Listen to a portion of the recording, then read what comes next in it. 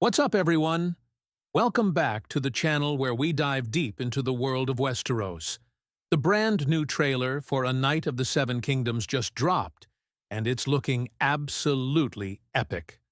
On top of that, we also have a few updates by George himself. Let's get on to the video. First of all, we start off strong with our first look at Sir Duncan the Tall, where he seems to be heading beyond the wall, followed by a few shots of him that we haven't seen before. We also get a glimpse of Egg and few quick shots of some familiar Westerosi houses.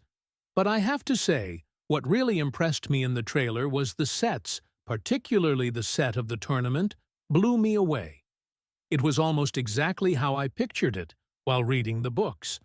I have to say, HBO did a good job so far in this aspect. Now, I want to show you everything George said recently in his blog, since it got me pretty excited due to the fact he shared some never-seen photos of the set. He starts this post by saying, "After Belfast, the next stop on our summer travels was Ashford Meadows, where I'd heard there was a tournament going on. No way I was going to miss that, so off we went. Rumor was that some Targaryen princelings would be attending. Yes, I am talking about the newest Game of Thrones spin-off show. It's an adaptation of The Hedge Knight, the first of my Dunk and Egg stories. There were two more after that, The Sworn Sword and The Mystery Knight. They have all been collected in a book called A Knight of the Seven Kingdoms. That's probably going to be the title of the show as well, unless we go with The Hedge Knight. That's still under discussion. Filming wrapped not long ago, and Ira Parker and his team are now in post, looking toward a debut sometime next year.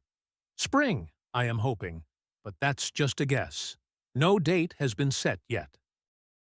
If you haven't read the Dunk and Egg stories, you ought to. You can grab a copy from your favorite local bookshop, or a signed copy from my own beastly books here in Santa Fe. Well, The Hedge Knight is set some 90 years before A Song of Ice and Fire, during the reign of King Daeron II. You may find the tone quite different from that of Game of Thrones or House of the Dragon. Smaller in scale, more personal, with more humor, more focus on character.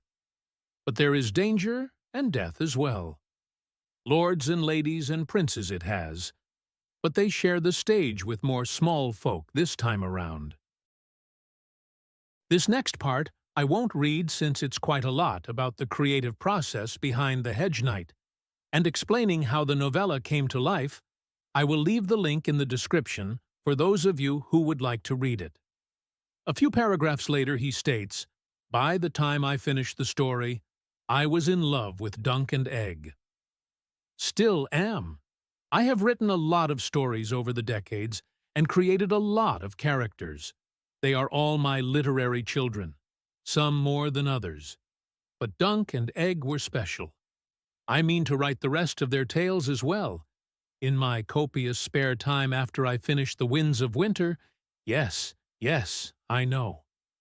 Heading up to the shoot, I was as anxious as I was eager. Knight of the Seven Kingdoms is a smaller show than either Game of Thrones or House of the Dragon, with a much smaller budget, but I really want it to be great. 90% of the story is set in a field, surrounded by tents. We would not need the huge sets the other shows had featured.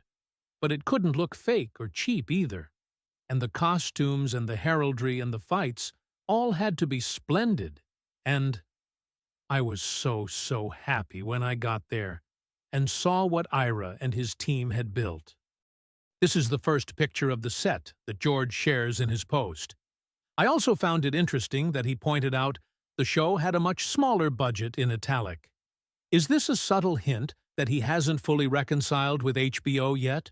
Or just a coincidence? Knowing George, I doubt he'd include something like that without some deeper meaning behind it. Regarding the picture, George says, "The tourney grounds were one of the first things I saw.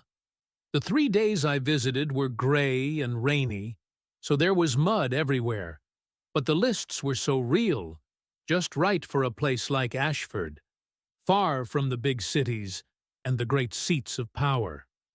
As in Ivanhoe, multiple jousts could be run at once, rather than having one contest at a time, as in A Knight's Tale or the tourneys in Game of Thrones and House of the Dragon.